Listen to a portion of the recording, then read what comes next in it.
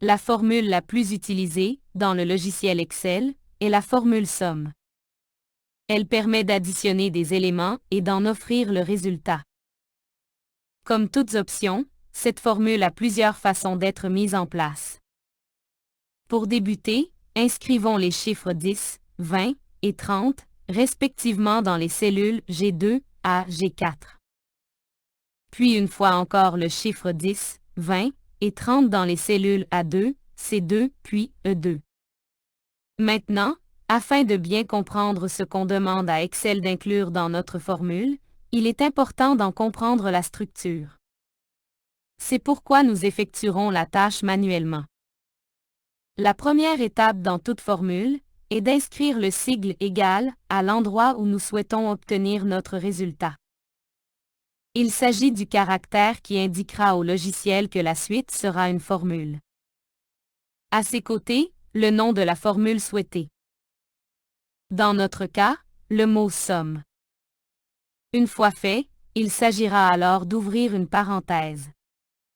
En déplaçant notre curseur vers la barre de formule, ou simplement en observant l'énoncé à la position actuelle, nous avons un visuel d'où Excel se situe en lien avec cette formule. Lors de petits calculs, tels qu'avec 3 nombres, cette option peut s'avérer presque inutile, mais lors de longues formules, elle est très pratique. Donc, nombre 1, le premier nombre que l'on souhaite inclure dans notre formule. Il est possible d'inscrire manuellement le nom de la cellule, or la lettre de la colonne dans laquelle il se trouve, accompagnée du chiffre de la ligne, ou de simplement sélectionner, avec son curseur, la cellule désirée. Ensuite, nous avons deux options. Il s'agira d'utiliser soit le 2 points afin d'indiquer à Excel que notre calcul devra être fait du nombre 1 au nombre final, soit d'utiliser le point-virgule afin de lui indiquer que nos nombres se situent à des endroits séparés. En d'autres mots, nous pouvons considérer le sigle 2 points comme une façon de dire « de ce nombre-ci à ce nombre-là » et le sigle point-virgule comme une façon de dire « ce nombre-ci et ce nombre-là ». Il est naturellement possible d'inclure ces deux options dans notre même formule.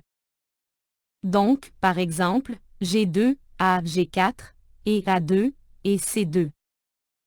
De plus, il est intéressant de savoir que lorsque notre formule est active, c'est-à-dire que nous n'avons pas terminé de la construire, tel que dans notre cas actuel, il est possible, en utilisant le curseur, de déplacer les sélections incluses dans le calcul.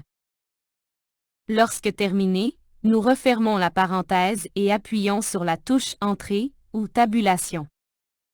Il en va de même pour toutes les formules possibles du logiciel. Avant de terminer, voici une seconde façon d'utiliser la formule somme. Sous l'onglet Accueil, du groupe d'options Édition, se trouve l'option Somme automatique. En activant cette dernière, Excel considérera les nombres environnants et en fera la somme dans la cellule active.